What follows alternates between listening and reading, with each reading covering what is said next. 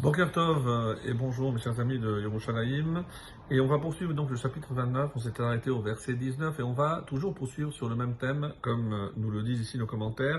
Ce sont des paraboles, Moshlim va Adonim, sur les gouverneurs, les personnes qui dirigent, les gouvernants, Ve Adonim et des seigneurs, ou Mishle Midot Moussa, mais également, donc en alternance comme on avait fait avec l'éducation, on va voir également ici des paraboles concernant les vertus, les qualités qu'un homme doit posséder en tout temps, et ceci plus que jamais en cette période de Elul qui nous prépare bien sûr à cette nouvelle année.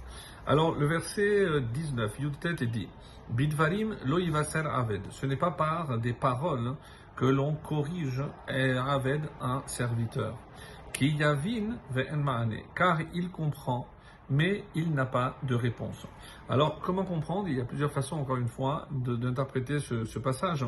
Qu'est-ce que ça veut dire? Que ça ne suffit pas les paroles, et la majorité des commentaires vont dans ce sens, c'est-à-dire qu'un serviteur, il n'a pas la compréhension suffisante, et ce n'est pas seulement avec des mots, des reproches, des mots de moussard, qu'il va entendre raison et améliorer son comportement.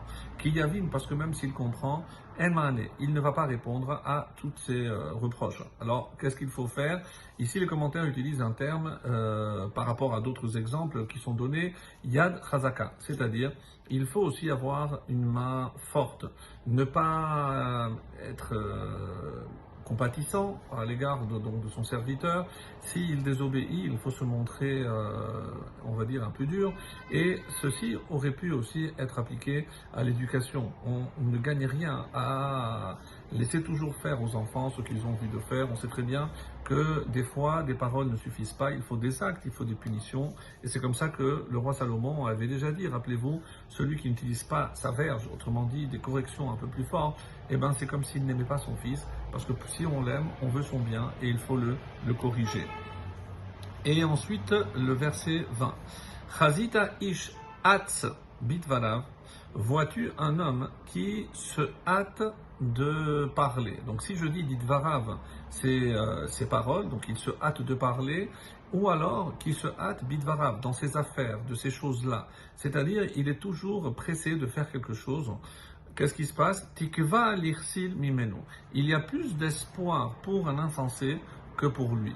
Pourquoi? Parce que c'est quelqu'un qui, même lorsqu'il veut parler, il ne réfléchit pas. Il dit les choses telles que les paroles lui viennent à l'esprit. Et comme les commentaires ils disent, Diburav mebalbelim. Donc tout est confus. Ce n'est pas clair parce que dans son empressement, soit de répondre, soit de parler, soit même d'agir, tout est confus, ce n'est pas réfléchi. Il y a évidemment des fois dans la vie où il faut se lancer dans certaines aventures et ne pas trop réfléchir. Mais ici, c'est hâte dans le sens négatif du terme. Donc, lorsqu'on nous pose une question, on ne doit pas s'empresser de répondre, surtout si on ne connaît pas la réponse. Cela va de soi. Le Rav Saadia Gaon explique Eno bedaber bechol ksil. Ici, on ne parle pas de n'importe quel insensé. Et la beksil apashut. Mais c'est vraiment le plus simple. Celui qui, on aurait pu imaginer qu'une telle personne n'a pas d'espoir. Shehu yodea, shehu sachal beotodava. Pourquoi? Parce qu'il a au moins conscience que là, dans ce domaine, il s'est montré avec dénué de bon sens. Donc, il est conscient quand même, et parce qu'il garde cette conscience qu'il peut évidemment réparer, et il a un espoir. Et la suite de ce qu'on a vu précédemment, Mefanek Minoar Avdo, le 21. Celui qui gâte son serviteur, Minoar, dès le jeune âge. C'est-à-dire que quelqu'un, un serviteur qui a grandi chez lui, donc il l'a Mefanek, il l'a gâté. Ve'acharito yihye manon. Le rendra à la fin manon. Et c'est un terme rarissime, comme disent ici les commentaires. Donc il y a 4 possibilités pour interpréter ce mot. Nous, on va garder le premier sens qui est donné par les commentaires, c'est indocile. Autrement dit, évidemment qu'il ne va pas se soumettre à la volonté du maître, parce qu'à force d'être gâté, eh bien quelque part, ça le rend indocile.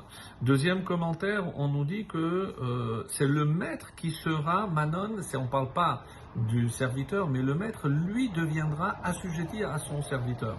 Donc c'est encore plus fort. Pourquoi? Manon, il sera, donc, lui, il deviendra l'esclave de son esclave en quelque sorte. Il y en a qui disent non, Ve'acharito, la fin de ce serviteur, Manon, ce serait à ce moment-là, d'après le troisième, comme l'explique Ben Sira, c'est Mefunak. Il va devenir tellement gâté qu'il ne va rien faire. Et enfin, le quatrième sens qu'on peut donner à cette phrase, qui on essaye de gâter dès son jeune âge, c'est celui à qui on donne ce qu'il nous demande. Et puisque nous sommes dans cette période de Elul, la quatrième explication très intéressante nous dit qu'il s'agit du Yetzer Hara. Parce que le Yetzer Hara, il veut qu'on fasse ceci, on le fait. Il veut qu'on parle comme ceci, on le fait. Le Yetzer Hara nous dit de réagir avec colère, avec ceci, on le fait. Donc on lui donne tout ce qu'il veut. À la fin, Acharito Yemanon, qu'est-ce qu'on devient? On devient finalement le serviteur, l'esclave du Yetzer Hara. Donc c'est pour ça qu'ici, dans ce sens-là, attention, et c'est pour ça que dans notre devoir de parents, dès le jeune âge, on doit habituer nos enfants à ne pas se laisser, ne pas faire preuve de colère, etc., pour qu'à la fin, ce soit eux les vrais maîtres.